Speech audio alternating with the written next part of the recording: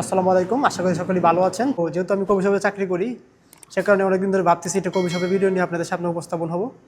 অনেকেই কমেন্ট করেন যে ভাইয়া কী কাজ করেন, কোথায় আছেন, মানে কফি শপে কী কী কাজ, তার সম্বন্ধে অনেকেই ধারণা জানতে চান। তো চলেন আজকে আপনাদের সামনে একটি কফি বানিয়ে উপস্থাপন। Fine, let's go.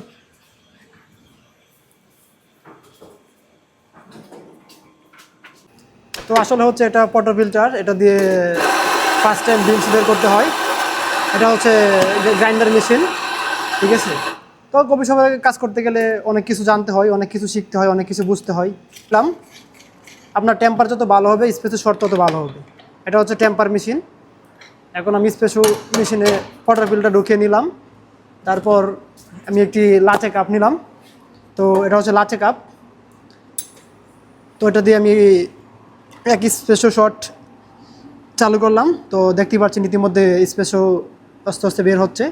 স্পেসোর সাথে আপনার সবার আগে প্রয়োজন হয় হালিব, মানে দুধ।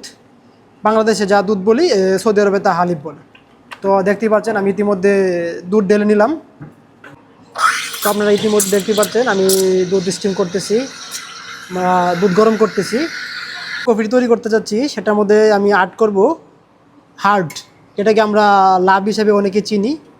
আমি একটি লাভ তৈরি করব।